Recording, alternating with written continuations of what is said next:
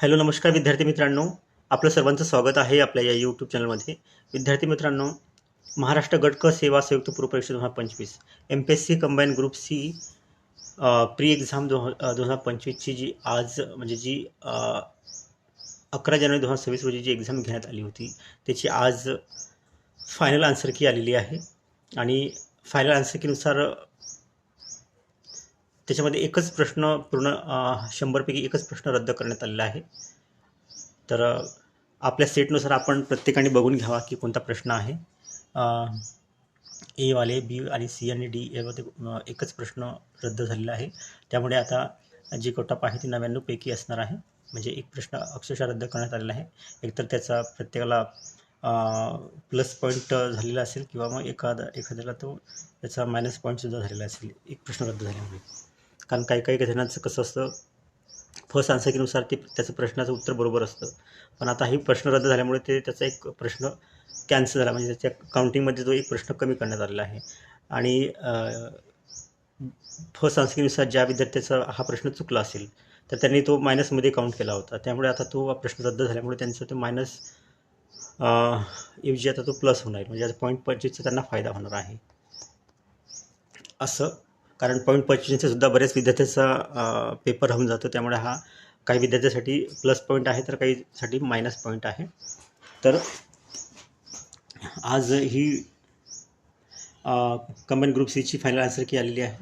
आणि परत एकदा मी तुम्हाला सांगतो की मी याआधी एक एक्सपेक्टेड कट ऑफ सांगितलेला आहे आणि त्यामध्ये मी कोणताही न बदल करता जो आहे तोच ठेवतो आहे. कारण फायनल आन्सर कीनुसार काहीही चेंजेस करण्यात आलेला नाही, नुसतं एकच प्रश्न रद्द करण्यात आलेला आहे. त्यामुळे त्याचा फारसा असा इफेक्ट कट ऑफवर पडणार नाही. तरीही तुम्हाला एकदा रिमाइंड करून देतो की मी जो याआधी व्हिडिओ बनवलेला आहे तो त्यामध्ये काय एक्सपेक्टेड कट ऑफ सांगितलेला आहे. तर हे बघा, सीचा नंबर 14चा प्रश्न रद्द करण्यात आलेला आहे. डीचा नंबर 12 प्रश्न रद्द करण्यात आलेला आहे. एचा 20 नंबरचा प्रश्न रद्द करण्यात आलेला आहे. तर 18चा तर बीचा हा 18 नंबरचा प्रश्न रद्द करण्यात आलेला आहे. हे तुम्ही बघू शकता. प्रश्न कोणता आहे मी सीचा सांगतो तुम्हाला. सीमध्ये 14 नंबरचा प्रश्न जो होता तो नद्यांचा विषयीचा प्रश्न होता, नाही का. वर्धा, वैनगंगा वगैरे, वर्धा, वैनगंगा,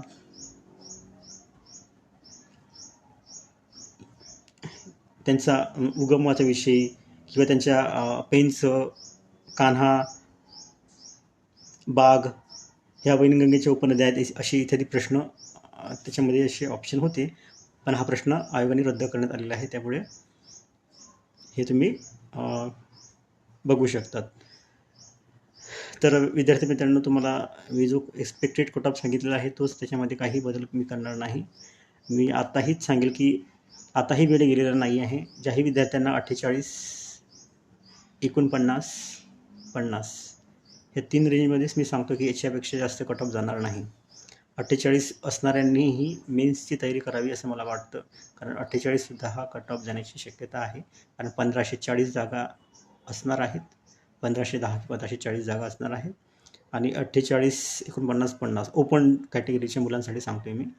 त्याच्यामध्ये मग SC, OBC, SC, BC, SC ह्याच रेंजमध्ये कट ऑफ असतो. तर हे बघा, 5 मार्च आज ही त्याची फायनल आन्सर की आलेली आहे. आणि विद्यार्थी मित्रांनो, आता एकदा परत मेन्ससाठी जोराने स्टडी करा, म्हणजे जेणेकरून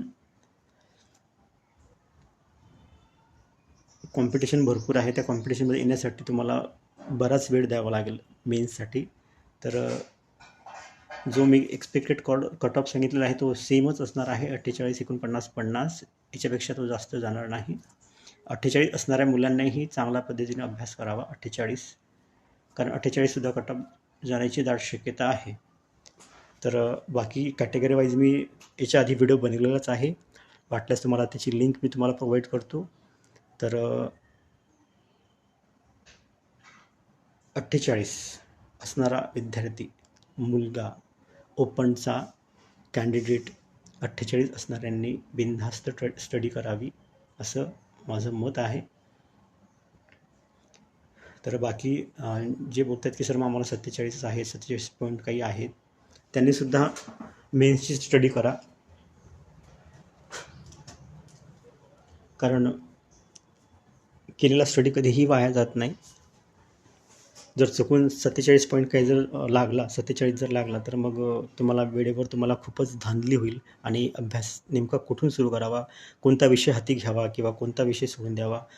मग हे खूप म्हणजे आपल्याला एक कन्फ्युजनची स्थिती आपल्यामध्ये निर्माण होते, कारण टाईम खूप कमी असतो आणि कमी वेळेमध्ये भरपूर विषय तुम्हाला कव्हर करावे लागतात. त्यामुळे आतापासूनच आता वेळ खूप कमी आहे. ह्या कमी वेळेमध्येच चांगला अभ्यास करून तुम्हाला चांगले मार्क्स कमवता येऊ शकतात. अजूनही वेळ गेलेली नाही आहे. 48 असणारा ओपनचा कॅन्डिडेट त्यांनी मेन्ससाठी जोरात तयारी करावी असं मला वाटतं. तर माझा असा एक अंदाज आहे की 48 ते 50च्या याच्या दरम्यानच तो कट ऑफ असणार आहे. याच्यापेक्षा जास्त जाणारच नाही विद्यार्थी मित्रांनो. कारण याची कारणं पण भरपूर मी तुम्हाला आधीच्या व्हिडिओमध्ये सांगितलेले आहेत आणि याच्यामध्ये नेमकं असं नवीन नाविन्य काहीच नाही. 47 पॉईंट काही किंवा 48 जरी गेला तरी कमी असणार नाही, कारण जागा भरपूर आहेत आणि एवढं काही म्हणजे विद्यार्थी खूप कमी होते विद्यार्थी परीक्षेला. आणि बरेच असे कॅन्डिडेट आहे की जे 2024ची टायपिंग स्किल टेस्टसुद्धा देऊन आलेले आहेत. त्यामुळे ते सुद्धा ह्याच्यामधून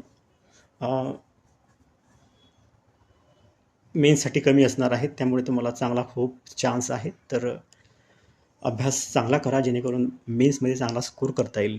तर व्हिडिओ आवडल्यास विद्यार्थी मित्रांनो नक्कीच आपल्या मित्रमैत्रिणीपर्यंत शेअर करा आणि चॅनलला सबस्क्राईब करायला विसरू नका. आणि मला परत काही जर क्वेरीज असतील तर मला कॉमेंटमध्ये सांगा.